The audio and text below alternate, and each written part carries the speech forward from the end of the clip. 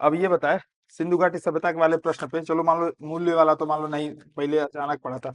सिंधु घाटी सभ्यता आप लोग प्री की तैयारी कर रहे हैं तो इसके बारे में तो जानते ही होंगे। ठीक है, प्रश्न पूछा था अद्वितीय नगरीकरण है। तो अब अद्वितीय नगरीकरण है, इसके लिए क्या क्या पॉइंट्स आप लोग उसमें लिखेंगे, क्या क्या पॉइंट्स वो करेंगे, ठीक है आप बताइए। ठीक है। अच्छा, शहर जब आप देखते हैं, अपने शहर में रह रहे हैं, कोई भी ऐसा व्यक्ति तो नहीं होगा जो शहर में नहीं गया होगा या शहर के बारे में नहीं जानता है ना। तो शहर की क्या क्या समस्याएं होती हैं, शहर में क्या होती हैं? बड़े सड़कें होती हैं, नालियां होती हैं, सीवर बहते हुए रोड पे बहते रहते हैं, यही ना होता है ना। और क्या क्या होता है शहर में? कुछ सार्वजनिक संस्थाएं होती हैं, बड़े बड़े बिल्डिंग्स होते हैं, यही होते हैं।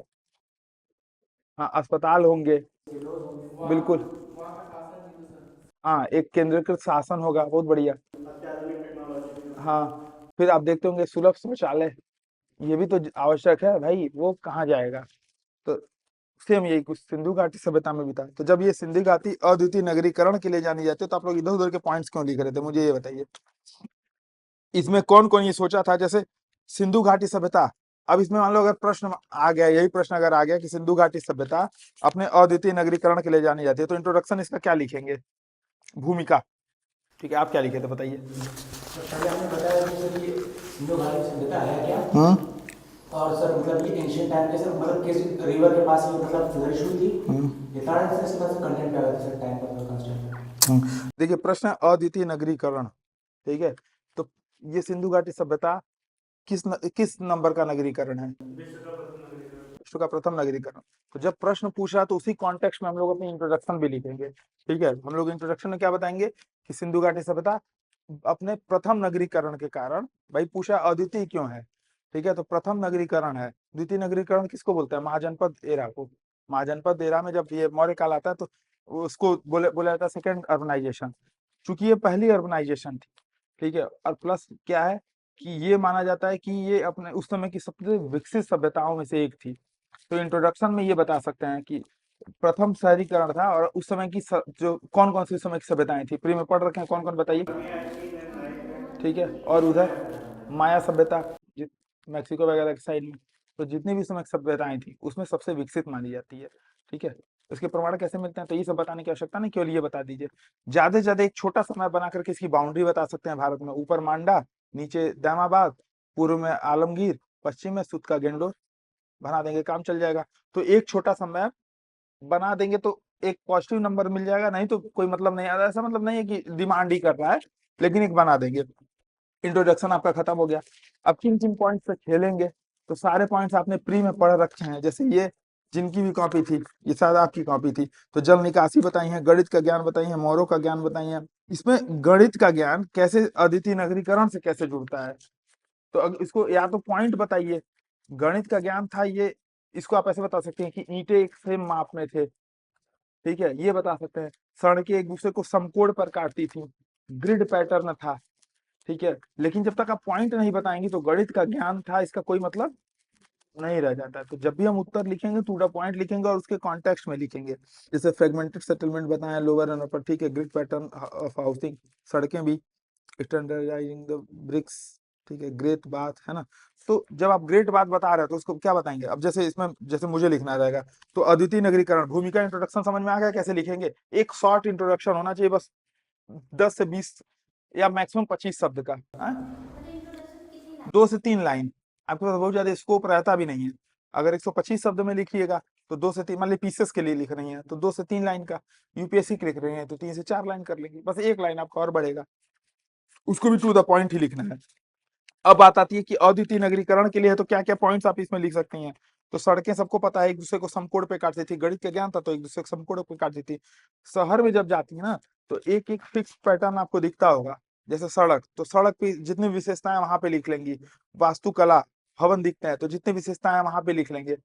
ठीक है, तो बताइए इसमें योजनाबद्ध नगरीकरण इसको बोला जा सकता है ना। एक प्लान्ड सिटी, आज के शहर में क्या समस्याएं हैं, प्लानिंग की समस्या है। शहर प्लानिंग से होता नहीं है। शहर जहां जगह मिल गया वहीं शहर विस्तारित हो जाता है।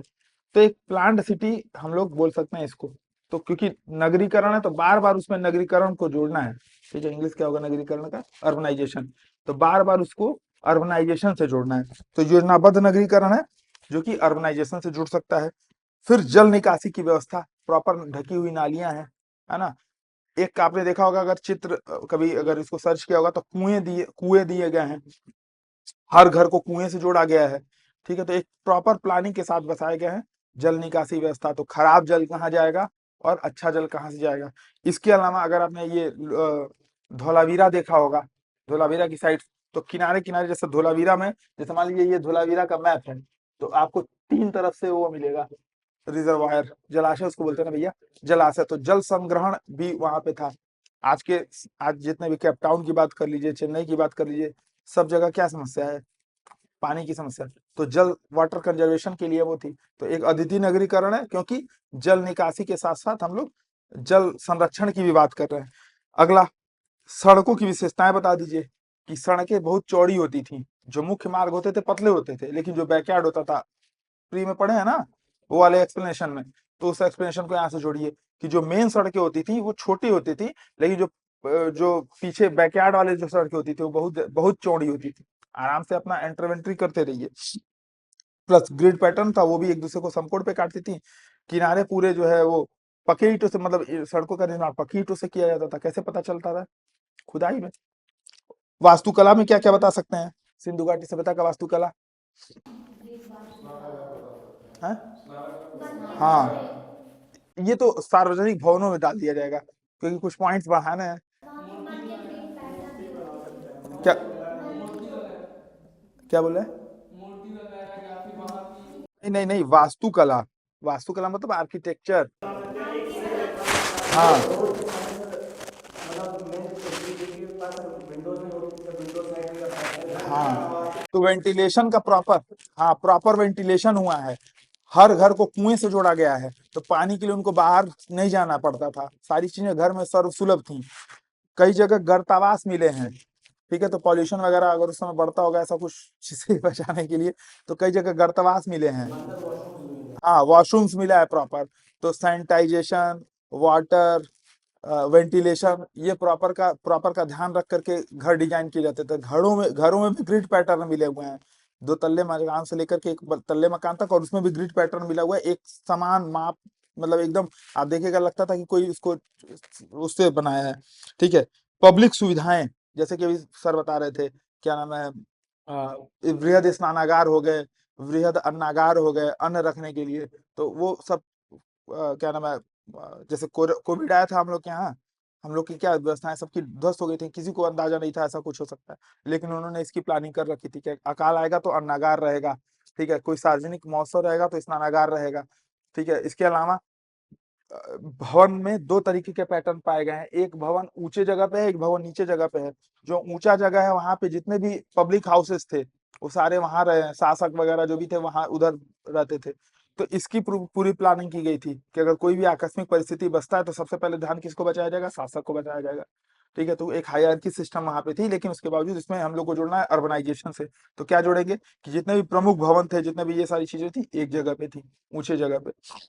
डॉकयार्ड कहाँ मिला है, लोथल में, तो इसको बता सकते हैं कि व्यापार चूंकि समृद्ध, अब हमने पढ़ रखा है सिंधु घाटी सभ्यता का व्यापार समृद्ध है, इसको नगरीकरण से कैसे जोड़ेंगे। तो एक समृद्ध व्यापार के लिए एक इंफ्रास्ट्रक्चर होना चाहिए। तो गोदीवाड़ा, सड़क, ये सारे पूरे वहां पे थे, डॉकयार्ड वगैरह वहां पे अवेलेबल थे। ठीक है, बस ये हो जाएगा। अब 7-8 पॉइंट आप बता देंगे, अब इसको कैसे निष्कर्ष क्या देंगे इस प्रश्न में।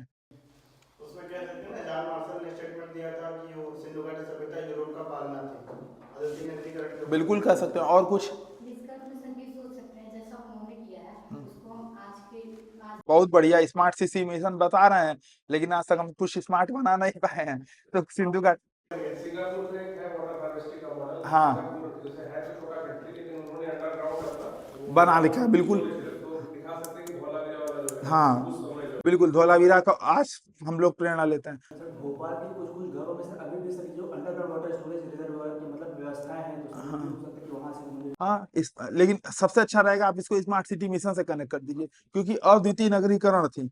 अभी भी हमारे शहर में उस तरह के, आज भी हमारे शहर में जाइए देखिए तो सड़क पे पानी बह रहा है, नाली कहीं खुली है, कहीं कुछ है, कहीं कुछ है, मच्छर वच्छर बीमारी। अच्छा हाँ, इसमें बीमारी ये सब के ये भी डाल सकते हैं कि सैनिटाइजेशन, वाटर सप्लाई ये सब बढ़िया था तो बीमारी नहीं मिलती थी।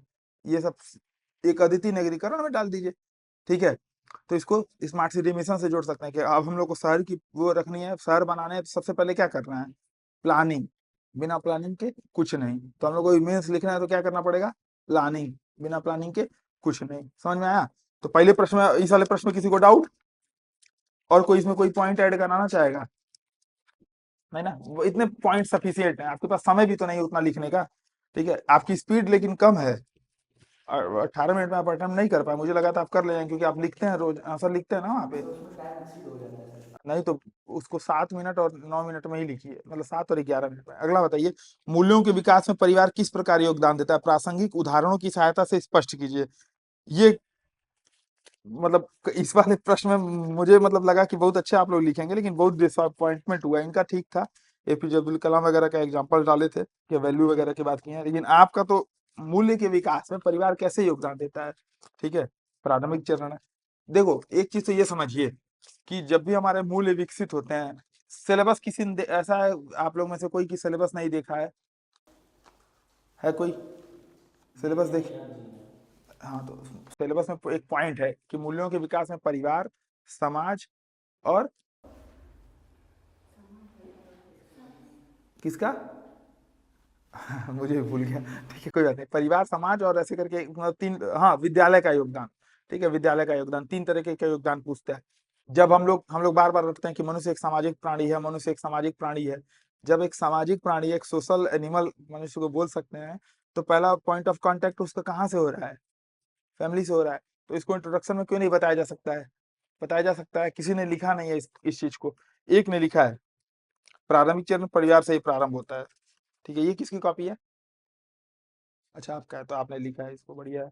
ये सामाजिक योगदान, तर्क वितर्क संबंधी योगदान, नैतिक योगदान, शिक्षा संबंधी योगदान, मतलब ठीक है। देखो इसमें उत्तर तो कभी गलत नहीं होगा, लेकिन आप क्या लिख रहे हो एक बार इसको समझिए, ठीक है। पूछा परिवार का योगदान, तो परिवार मौलिक इकाई है, फाउंडेशन पिलर के तौर पे, मतलब एक प्राइमरी फर्स्ट कनेक्टिंग साइट्स मतलब फर्स्ट कनेक्शन बोल सकते हैं समाज का, जब बच्चे से होता है तो, ठीक है। जैसे कोई बच्चा बहुत ज्यादा गुस्सा वाला है या कोई बच्चा बहुत ज्यादा क्रोध करता है, तो उसके पीछे किसका योगदान है? फैमिली का। वो सब चीजें वो कहाँ सीख रहा है? फैमिली से। कोई बच्चा गाली दे रहा है, फैमिली से। कोई बच्चा बचपन में ही गीता महाभारत ये सब चीजें पढ़ रहा है, फैमिली से सीख रहा है, ठीक है। तो इसमें तमाम एग्जाम्पल्स पढ़ सकते हैं। अब इसमें ये जो एक मोटा वाला लड़का वायरल हो रहा है, क्या नाम है उसका? अभिनव अरोड़ा। हाँ, तो अभिनव अरोड़ा का भी आप एग्जाम्पल लिख सकते हो। देखो यार, बच्चे तो एकदम कोरे घड़े होते हैं, जैसा सिखाओगे वैसा बता देंगे। उसका एक वीडियो वायरल हो रहा था भैया, उसमें वो चिकन की बात बता रहा था, ठीक है ना, कि मैं मम्मी का देखो, मम्मी वो, लेकिन एक उसमें सब लोग उसको निगेटिवली वो देख रहे थे, किसी ने एक पॉइंट नहीं उस पर गौर किया। वो अपने मम्मी की तारीफ कर रहा था, ठीक है, कि मेरी मम्मी जो है खुद चिकन नहीं खाती हैं, लेकिन मेरे लिए चिकन बनाती हैं, ठीक है। तो जो भी चीजें वो सीख रहा है, नहीं हंसने, हाँ, हाँ, मुझे भी हंसी आ रही थी, इसमें कोई डाउट की बात नहीं है। लेकिन हम परिवार का जो फर्स्ट कनेक्शन होता है, बच्चे अगर हम माता पिता अगर बच्चे से झूठ बोलेंगे तो बच्चा भी झूठ बोलेगा। माता पिता अगर किसी बड़े को देख करके सम्मान करेंगे तो बच्चा भी सम्मान करेगा, ठीक है। तो फर्स्ट कनेक्शन, इसको उदाहरण के साथ लिखना था, एक दो लोग को छोड़ करके किसी ने नहीं लिखा। भाई क्या इसमें दिक्कत क्या आ गई? प्रश्न समझ में नहीं आया या कुछ एग्जांपल्स नहीं मिले थे? एग्जांपल्स बहुत कम लोगों ने लिखा है, जैसे आपने लिखा है, लेकिन एपीजे अब्दुल कलाम का एग्जांपल अच्छी बात है, लेकिन उसको अंत में लिखेंगे, पहले लिखेंगे पॉइंट ऑफ कनेक्शन, कौन कौन से मूल्य वो घर पे सीखता है। पहले तो हमको इस चीज की जानकारी होनी चाहिए। क्या वो नेतृत्व कौशल घर पे सीख पाएगा? नहीं। नेतृत्व कौशल कहाँ सीखेगा? जब वो समाज में जाएगा, विद्यालय में जाएगा, ठीक है। क्या वो झूठ बोलना, सच्चाई, ईमानदारी, इन जैसे मूल्यों से परिचित होगा? नहीं हो पाएगा। उसको ये थोड़ी पता चलेगा कि सत्यनिष्ठा क्या है, उसको ये पता चलेगा सच बोलना है क्या है। वो तो ये भी नहीं जानता कि इसको सच बोलना बोलते हैं, इसको झूठ बोलना बोलते हैं। वो तो पता चले किसी दिन उसके पापा उसको मारे, आज क्या ये तुम, मतलब वो, जैसे हमारे यहाँ एक बहुत अच्छी बात हुई थी, पापा आर्मी में थे मेरे, तो आए घर पे, और आकर के मतलब जैसे एक्सरसाइज होती थी जबलपुर में उन लोग की, तो 6 महीने का एक्सरसाइज था, 6 महीने बाद घर पे आए थे और आकर घर पे लेट गए थे आते ही। और कहीं उनको जाना था, मतलब किसी कोई दोस्त बोला था कि आज चला जाएगा कहीं, तो पापा गोलू से, जो हमारे भैया है छोटे वाले आईपीएस, ठीक है, इनसे बोला, पापा बोले कि ऐसा है, आएंगे अंकल, तुमसे बोल देना कि अभी जो है मैं अभी मतलब है नहीं, और वो कर रहे हैं, मतलब शाम में चलते हैं, ठीक है, ऐसा कुछ उसे बोले। अंकल आए तो गोलू क्या किया, उनको बैठा लिया, बोल रहे हैं कि अंकल अंकल पापा सो रहे हैं, अब बोले हैं कि हाँ पापा है नहीं, बाद में आइएगा।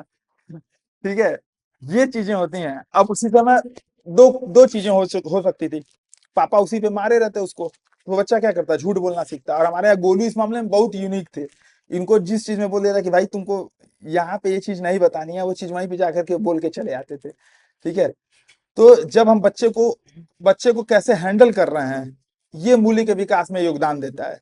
ठीक है, तो जब आप इंट्रोडक्शन लिखेंगे तो इस चीज को मेंशन करेंगे कि मूल्यों का विकास, पहला पॉइंट ऑफ कांटेक्ट बच्चा होता, मतलब बच्चे का परिवार होता है, लेकिन बच्चे को कैसा परिवार ट्रीटमेंट कर रहा है, ठीक है, बच्चे को कैसे ट्रीटमेंट दे रहा है, बच्चे के प्रति कैसे रिएक्ट कर रहा है, बच्चे के चीजों को कैसे फुलफिल कर रहा है, डिमांड्स। जैसे कभी कभी बच्चे बोलते हैं नहीं मुझे आज यही चीज चाहिए ही चाहिए, अब माता पिता क्या करते हैं, पहले बच्चे को 4 थप्पड़ लगाते हैं, फिर कहते हैं चल तुमको दिलवाता हूँ, तो वो चीजें उसके मन में घर कर जाएंगी, बच्चा हिंसक हो जाएगा। ठीक है, तो कैसे उसको रिएक्ट कर रहा है, ये चीजें उसको मूल्य को बनाती हैं। ठीक है, समझ रहे हैं। अब मान लीजिए मैं छोटा हूँ और मेरे मम्मी पापा, अगर मैं किसी बड़े का सम्मान नहीं कर रहा हूँ तो मुझे एक थप्पड़ भी मार सकते हैं और मुझे समझा भी सकते हैं। मुझे समझाने का सबसे अच्छा तरीका क्या होगा, खुद करके दिखाएं, दूसरों से सीखना। तो बच्चा यही सब करता है। तो लेकिन जब हम लोग इंट्रोडक्शन लिखेंगे तो इस चीज को मेंशन करेंगे कि बच्चा पहला पॉइंट ऑफ कांटेक्ट होता है, लेकिन वो चीजें तमाम, मतलब वो सामाजिकरण की प्रक्रिया में मूल्य सीखता है परिवार से, न कि एक दिन उसको घोट करके पिला दिया जाता है। ठीक है, ऐसा कुछ नहीं होता कि दूध में घोले और बच्चे बोले भैया पी लो, नहीं, उसको एक समय, एक प्रोसेस के साथ वो सीखता है। ठीक है, समझ में आ रहा है किसी को, इसमें कोई डाउट? तो इंट्रोडक्शन में एकदम सिंपल इंट्रोडक्शन है, इसको लिख सकते हैं कि सामाजिकरण की प्रक्रिया में बच्चे को उसकी परिवार द्वारा मिल रही प्रतिक्रियाओं के आधार पर बच्चे का मूल्य विकास होता है, कैसा उसको प्रतिक्रिया मिल रहा है, ऐसा कोई वो नहीं है। ठीक है, अब कौन कौन से मूल्य हैं, तो इसमें अब कोई ये लिख दे, सत्यनिष्ठा सीखता है, ईमानदारी सीखता है, नेतृत्व कौशल सीखता है, वो सब सीखेगा और सीखता भी है, नो डाउट, परिवार में भी सीखता है भाई। नेतृत्व कौशल कैसे सीखेगा, कोई बहुत बड़ा बच्चा है, अपने छोटे, मतलब 3-4 बच्चे हैं, 3-4 भाई हैं, या संयुक्त परिवार में रह रहा 10-12 भाई हैं, जो उसमें सबसे बड़ा होगा, नो डाउट उसके अंदर कुछ नेतृत्व कौशल आएगा। लेकिन असली नेतृत्व कौशल कहाँ सीखेगा, स्कूल में सीखेगा। वहां पे वो क्या सीखता है, देखभाल, तो उसको नेतृत्व कौशल नहीं लिखेंगे। तो कई लोग इसमें क्या करते हैं कि बहुत बड़े बड़े टर्म्स का प्रयोग कर लेते हैं, जब परिवार के स्तर पे मूल्य वो अलग हो जाएंगे, समाज के स्तर पे मूल्य वो अलग हो जाएंगे, विद्यालय या कॉलेज के स्तर पे मूल्य वो अलग हो जाएंगे। तो पढ़ते ही, इसीलिए मैंने 1 मिनट का समय दिया था कि 1 मिनट में सोचिए क्या सोच पाएंगे। ठीक है, तो इसमें ऐसे क्वेश्चंस में ओपन एंडेड रहता है आपके पास, आप उसको क्या चीज सोचते हो, कैसे सोचते हो, आप खुद से सोच सकते हो क्या क्या चीज सोचोगे। तो दूसरों को करके सीखना, भाई बच्चा जो देखता है वही करके सीखता है। ठीक है, कुछ आरंभिक मूल्य, जैसे सच बोलना, ठीक है, ये नहीं बोलेंगे सत्यनिष्ठा, सच बोलना, झूठ नहीं बोलना, ये सारी चीजें, हाँ, एक बड़ों का सम्मान करना, ठीक है, बड़े छोटे बच्चों की देखभाल करना, है ना, ये सारी चीजें वो वहां से सीखता है। और कौन कौन से मूल्य हैं, ठीक है, संस्कार हो गया, पॉजिटिव रोल मॉडल, हर बच्चे का उसका पिता या उसकी माता एक स्टार्टिंग में पॉजिटिव रोल मॉडल होते हैं। ठीक है, जैसे अगर जिस भी घर में हिंसा होती होगी, मम्मी पापा आपस में मार झगड़ा करते होंगे, तो वहां पे बच्चा अपने रोल मॉडल को बाहर देखता है, घर में नहीं खोज पाता है। और अगर घर में देखता है, या मम्मी देखता है कि यार मेरे पापा मेरी मम्मी को मैं बहुत मार रहे हैं, या मेरी मम्मी मेरे पापा को मार रही है, उल्टा भी होता है आजकल के जमाने में। ठीक है, तो उल्टा अगर दोनों में होगा तो वो यही सीखेगा, यही चीजें सीखेगा कि मेरी भी जब पत्नी आएगी तो मैं उसको मारूंगा, या मेरी भी, या मेरा भी जब पति आएगा तो मैं उसको मारूंगी। ठीक है, दोनों जगह ये होता है। तो पॉजिटिव रोल मॉडल प्ले करता है। बहुत इसमें बड़ा चढ़ा के नहीं लिखना, लेकिन जो आप लिख सकते हो लिखिए। और कुछ मूल्य जैसे सहानुभूति, करुणा, ठीक है, जैसे मान लो अभी बच्चे को बचपन में चिकन खिला रहा हूं मैं, मतलब इसको अन्यथा नहीं किसी को लेना है, जब हम लोग एग्जांपल्स बताते हैं तो इसका ये मतलब नहीं है कि आप लोग उधर उधर करिए, खाते रहिए बीच बीच में। ठीक है, थोड़ी सी समोसा महक रहा है बढ़िया। ठीक है, लेकिन जब हम लोग इसको बताते हैं तो इसको अलग तरीके से बता सकते हैं। ठीक है, जैसे अगर मान लीजिए कोई बच्चा बचपन में चिकन खा रहा है, ठीक है, और उसने अगर इस चीज को अडॉप्ट कर लिया, चिकन खाते हुए किसी को देख लिया या चिकन को कटते हुए देख लिया, तो वो फिर हिंसक गतिविधियों में जाने की संभावना उसकी, जरूरी नहीं है कि वो जाएगा ही जाएगा, लेकिन अगर उसको खून देखने से घबराहट नहीं हो रहा है, परेशानी नहीं हो रही है, तो नो डाउट वो मतलब बहुत दिल वाला व्यक्ति होगा, मतलब हाँ बहुत, नहीं नहीं, हिंसक होना ही प्रोबेबिलिटी नहीं है। ये भी हो सकता है कि वो मतलब अगर उसके अंदर सद्गुण, मतलब उसके अंदर नैतिक मूल्य अगर अच्छे होंगे तो वो बहादुर बन सकता है। बहुत अच्छा सर्जन भी बना। हाँ बिल्कुल, ये बात नहीं है कि वो निगेटिविटी ही जाएगी, निगेटिव जा सकता है, क्योंकि हम लोग का माइंडसेट वही सोचवाता है ना, तो निगेटिव भी जा सकता है, इसमें कोई दिक्कत नहीं है, लेकिन वो हो सकता है चीड़ फाड़ करने वाला विशेषज्ञ, मतलब ये सर्जन बन जाए। ठीक है, समझ रही हैं? तो बशर्ते ये है कि वो मूल्यों का विकास किस तरीके से किया गया है, समझ रही हैं? फिर है संघर्ष समाधान। बच्चा परिवार में रह रहा है और कई सारे बच्चों के साथ रह रहा है, छोटे भाई हैं, बड़े भाई हैं, तो झगड़ा हो रहा है, तो समाधान किस प्रकार से किया जा रहा है। ठीक है, जैसे एक परिवार है जिसमें माता पिता में, दो भाइयों में झगड़ा होता है, तो उसमें बोला जाता है कि ऐसा है, आज से तुम उसके साथ नहीं रहोगे, आज से तुम उसके साथ नहीं रहोगे। और एक घर है जहाँ बताया जाता है कि नहीं देखो, रामायण महाभारत में यार ऐसे ऐसे झगड़े होते रहते थे, उनको महाभारत की भी कहानी सुना रहा है, उनको रामायण की भी कहानी सुना रहा है। महाभारत दिखा रहा है, देखो भाई ने भाई को जमीन नहीं दिया तो महाभारत हो गया। ठीक है, मतलब उसका हक का हिस्सा नहीं मिला।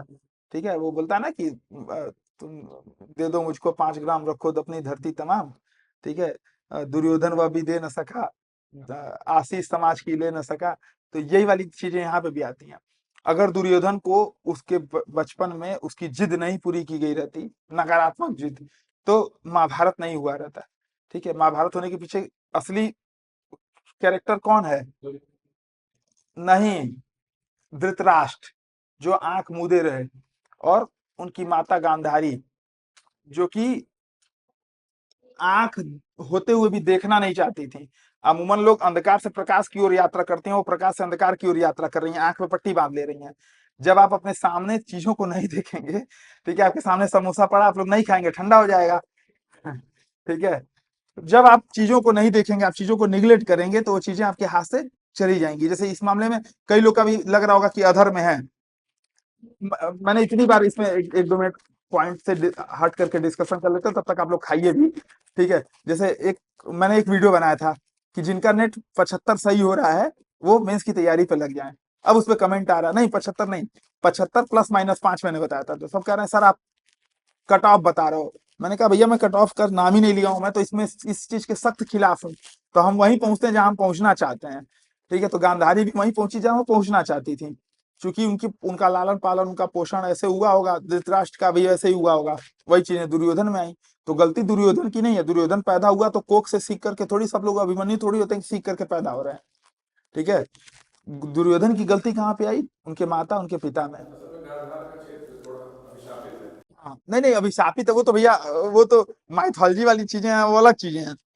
लेकिन आप देखिए ना, जिस व्यक्ति के पास आंख है, भाई तुम्हारे पास आंख है, उसका तुम धृतराष्ट्र का सहारा भी बन सकती थी। धृतराष्ट्र अंधे हैं तो मैं भी अंधा रहूंगा, अंधी बन के रहूंगी, ये कोई मतलब नहीं होता है। तुम धृतराष्ट्र के लाठी बन करके साथ रहती, जो गलत करता तो उसको बताती कि तुम यहाँ गलत कर रहे हो, सही करता तो बताती तुम यहाँ सही कर रहे हो। दुर्योधन भी वही अपने माता पिता से सीखता, लेकिन वो क्या की, आंख पर पट्टी बांधे रही। है ना, महाभारत की कथा सब लोग जानते हैं ना। अब सोचिए, तो इसने क्या किया, निगेटिव मूल्य को जन्म दिया दुर्योधन के अंदर। दुर्योधन इसीलिए बचपन से जिद्दी, घमंडी, और सही गलत में वो विभेद करेगा ही। हाँ, क्यों? क्योंकि आंख में पट्टी बंधी थी। तो दुर्योधन की आंख में पट्टी नहीं थी, लेकिन चूंकि धृतराष्ट्र जन्मांध थे, जन्मांध थे ना भैया, हाँ जन्मांध थे, और इनको आंख में पट्टी थी, तो दुर्योधन के भी आंख पे अपने आप पट्टी लग गई, क्योंकि मूल्य का विकास कहाँ से उन्होंने सीखा? परिवार से सीखा। ठीक है, फिर समाज के लिए तैयार होना।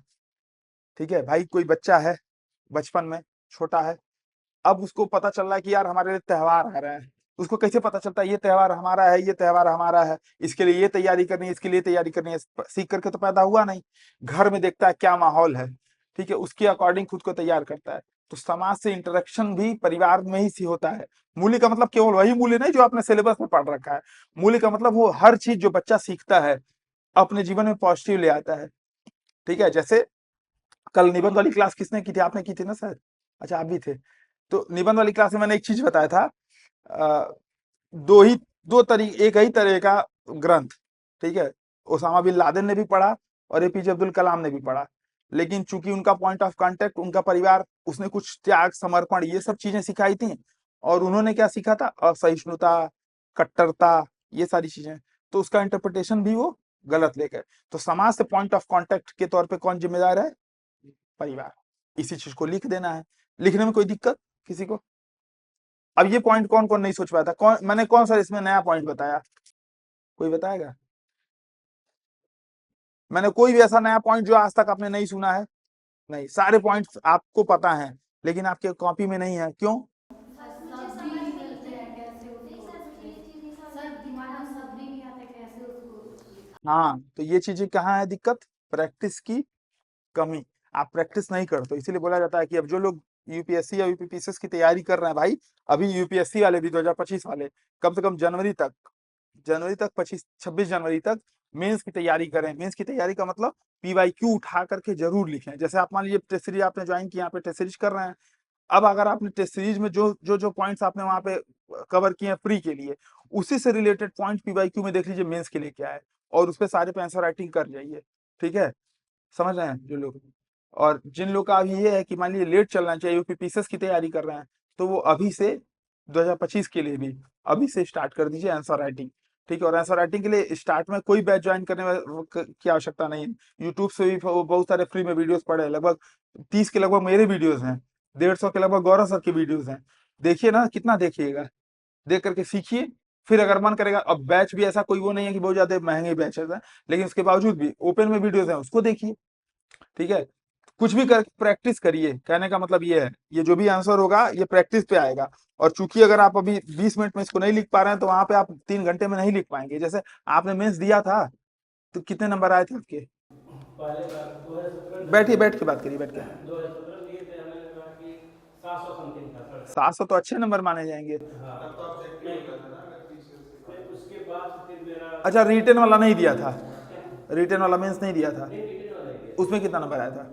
जब डिफेंस, एक सब्जेक्ट डिफेंस था और एक ज्योग्राफी था, उसमें जब दो दो होते थे। अच्छा, और ये जीएस रिटेन नहीं होता था उसमें? ये तो रिटेन नहीं था, वो दो दो पेपर होता था। जैसे एक लोग आए थे परसों शायद आप नहीं आए थे ना परसों, कोई एक आए थे, तो बता दें कि 400 नंबर पाए थे 1600 में। नहीं उतना नहीं आया पेपर। 4 या 450। पता चला कि वो जाके डायरेक्ट वहीं पे 3 घंटे में लिखना है पहली बार उत्तर। सर हमारे साथ तो होता क्या हो गया, हमें बहुत हड़बड़ाहट दिख रहा है, एक तो राइटिंग नहीं होती है और हड़बड़ाहट बहुत रहती है। प्रैक्टिस करना पड़ेगा बहुत ज्यादा। ये चाहिए किसी को वापिस? हाँ, ले लीजिए। कौन सा है ये? आपका है? सर एक और क्वेश्चन है हाँ, बताइए। सर, जो हम लोग सर इसमें एथिक्स में जो एग्जांपल इंक्लूड करते हैं सर, जरूरी है सर जो घटित वाला सब है इंक्लूड करेंगे सर, मतलब एक एस्थेटिक एग्जांपल बना के यूज करना। नहीं, आप कोई भी डालिए, लेकिन जितना आप रियल डालेंगे उतना सही। जैसे मान लीजिए मूल्यों के विकास में आप डाल रहे हैं, तो जो एग्जाम्पल जो समाज में बहुत ज्यादा प्रचलित है, जैसे अभिनव अरोड़ा का भी एग्जाम्पल आप डाल सकते हैं, लेकिन किसी को भी जातिगत द्वेष, जाति पर, धर्म पर ये वाली टिप्पणी ऐसा मत करिएगा कि परीक्षक नाराज हो जाए। इसको अगर मान लीजिए अभिनव अरोड़ा का डालना है, तो डालिए कि नहीं, अभिनव अरोड़ा मत डालिएगा, कुछ ऐसा डालिए मतलब जो देखिए प्रचलित एग्जाम्पल डालेंगे। जैसे मान लीजिए सत्यनिष्ठा पे प्रश्न आ गया कि सत्यनिष्ठा से आप क्या समझते हैं, भाई ये प्रश्न आया, आप इसको एग्जांपल डालें कि सत्यनिष्ठा का मतलब मनसा वाचा कर्मणा तीनों में इंटीग्रेशन। ठीक है, फिर उदाहरण डाल दीजिए कि सचिन तेंदुलकर का डाल दीजिए कि सचिन तेंदुलकर ने कभी भी शराब का विज्ञापन नहीं किया, क्योंकि वो शराब नहीं कुछ न खुद पीते थे और न कुछ वो, यानी कि जो वो बोल रहे हैं, जो वो सोच रहे हैं, जो वो कर रहे हैं, उन तीनों में साम्यता है। जबकि अभी आपने देखा होगा ये जुबा केसरी बोलते हैं कि भाई कुछ और करते कुछ और हैं और प्रमोट कुछ और कर रहे हैं। ठीक है, तो मनसा वाचा कर्मणा में इंटीग्रेशन नहीं है। तो ये वाला जब एग्जाम्पल डालेंगे तो आपके एग्जाम्पल्स मतलब समाज से रिलेटेड होगा तो बहुत अच्छा रहेगा। ठीक है, मतलब आपके एग्जाम्पल्स ऐसे हों जो बहुत ज्यादा प्रचलित हों, तो उसको भी पता चलेगा। एथिक्स का एंडिंग करने के लिए क्या सुटेबल होता है, मतलब इसका कंक्लूजन? जैसे अब इसमें समाज से जोड़िए कि जैसे मान लीजिए अगर ये यही प्रश्न आ गया कि मूल्यों के विकास में परिवार किस प्रकार योगदान देता है, तो फिर बताइए कि यही जो आधारभूत मूल्य हैं, यही आगे जाकर के उसको सत्यनिष्ठा बनेंगे। जो सच बोलना है वो क्या बनेगा? सत्यनिष्ठा बनेगा, ईमानदारी बनेगा। क्या नाम है, बड़ों का आदर देना, इससे वो क्या सीखेगा? मतलब कोई न कोई मूल्य इससे वो सीखेगा, तो भविष्य के निर्माण में बहुत सहायक होता है। माइथोलॉजिकल चीजें इन्वॉल्व कर सकते हैं, बिल्कुल करिए। राम को इंक्लूड कर सकते हैं। हाँ बिल्कुल, हमारे तो ऐसा कोई बहुत नहीं भाई, देखो हमारे तो संविधान में है, संविधान में जो मौलिक अधिकार है वहां पे राम भगवान का बना हुआ है। ठीक है, तो हम लोग उसको उनको माइथोलॉजी नहीं मान सकते। हम लोगों ने उनको जिया, हम लोगों ने उनको अनुभव किया हुआ है, तो मेरे हिसाब से वो माइथोलॉजी हो ही नहीं सकते। वो वास्तव में उनको मैं मैथोलॉजी नहीं का मतलब हाँ, एक नहीं मैं वो नहीं कह रहा हूँ, हाँ बिल्कुल ऐड करिए, लेकिन एग्जाम्पल सुटेबल हो। जैसे मान लीजिए अंत में लिख सकते हैं बिल्कुल कि जैसे राम की भगवान राम की कहानी आती है, उसमें एक अच्छा पिता, एक अच्छा पुत्र, एक अच्छा राजा, सारे की क्वालिटी है। और ये सारी चीजें कब उनसे जुड़ी, उन्होंने परिवार में मूल्यों के आधार पे सीखा। वहीं दुर्योधन, जो कि सब कुछ होते हुए भी 5 गाँव की भूमि नहीं दे सका और नतीजा महाभारत हुआ। ये भी चीजें उन्होंने कहाँ सीखी? अपने परिवार के मूल्य से। ठीक है, तो ऐड कर सकते हैं। इस एग्जाम्पल को ऐड करेंगे तो बहुत ज़्यादा अच्छा पॉजिटिव इसमें जाएगा। ये जब वहाँ पे भी आंसर लिखते थे सर, इसमें एथिक्स चल रहा है ना, तो ये चीज़ मन में आ रही थी कि मतलब इसमें क्या ऐसी चीज़ों को इंक्लूड करें कि ना करें, करना सही रहेगा? नहीं, नहीं, बिल्कुल करिए। मेरे हिसाब से करना चाहिए। क्योंकि इसीलिए इसमें लिमिटेड एग्जांपल सर, जो मतलब रियल लाइफ के पता है सर, वही इंक्लूड होते हैं हुँ। सर। ऐसे तो सर एक मेरे हिसाब से देखिए, एक रियल लाइफ का एग्जांपल, जैसे मान लीजिए अगर पूछ दे कि ईमानदारी से आप क्या समझते हैं? अपने जीवन में कोई ईमानदारी की घटना बताइए। तो अब उसमें अब पता चले आपके यहाँ साथ नहीं हुआ है तो आप एक नकली घटना भी बता सकते हैं। लेकिन नकली घटना भी ऐसी बताएँगे, हाँ, असली लगे, कि जैसे मैं रास्ते से जा रहा था, पैसा मुझे गिरा हुआ मिला। ठीक है, अब उस मेरे पास 2 ऑप्शन थे कि पैसे को मैं खुद के लिए यूज़ कर लूँ, या ऐसे बता दीजिए कि मैं जो है मतलब पैसे के लिए बहुत ज़्यादा परेशान था। तो सर उसको स्टोरी फॉर्म में लिखना है। हाँ, कि एक, जैसे इसमें क्या है, जैसे मान लीजिए ये है आपका पन्ना, यहाँ पर केस स्टडी डाल दीजिए। ठीक है? जैसे मान लीजिए पूछे अपने जीवन से उदाहरण बताइए, तो जीवन का उदाहरण, ऐसे बॉक्स बनाया और यहाँ पे लिख दिया जीवन उदाहरण, और वहाँ पे बताइए कि मेरे माँ के इलाज के लिए या मेरे पिताजी के इलाज के लिए मुझे पैसे की बहुत ज़्यादा ज़रूरत थी। ठीक है? मैं रास्ते से जा रहा था, मेरे पास 25,000 रुपए की गड्डी मुझे मिली या 50,000 रुपए की गड्डी मिली। अब मेरे सामने नैतिक द्वंद उत्पन्न हो गया कि इस पैसे का मुझे क्या करना चाहिए? माता के लिए इलाज के लिए खर्च करें? फिर मेरे दिमाग में कौधा कि नहीं भाई, ये जिसका भी पैसा होगा उसको लिए भी आवश्यक होगा, उसके लिए भी ज़रूरी होगा। तो फिर मैंने उसको पुलिस में जाके जमा कर दिया। ऐसा मतलब कोई भी एग्ज़ाम्पल अपने थोड़ा-सा इसको प्रैक्टिस करनी पड़ेगी। ठीक है? इन सब चीज़ों पे थोड़ी-सी प्रैक्टिस। बाकी सर ताकि सर वो बनावटी दिमाग ना में आ गई दिखे। कि हाँ तो लिखना आ रहा है, ऐसे आ ही नहीं रहा था। नहीं, ऐसे इसलिए नहीं आता, हम लोग प्रैक्टिस नहीं करते हैं। ठीक है? जैसे मेरे साथ मेरा क्यों ऐसे आ रहा है, हम लोगों ने पिछले जब मतलब 2022 तक तो लगातार, जब गौरव का मेंस था, तो हम लोग 3-3 घंटे बैठ कर के सोचते थे। तो इसलिए वो ज़्यादा से आ पा रहा है। जैसे कल अगर आप लोगों ने निबंध वाला क्लास देखा होगा तो उतना पॉइंट कैसे सोच पाए कि बैठ कर के सोचते थे पहले से। ठीक है? अभी आप नया स्टार्ट करेंगे तो दिक्कत तो आएगी। लेकिन हाँ, पहले दिन का उत्तर लेखन, इसीलिए पहले दिन वाली कॉपी रख लीजिए जिसका-जिसका है। ठीक है? जो-जो लोग पहले-पहले दिन लिखे थे, ये आपका था ना?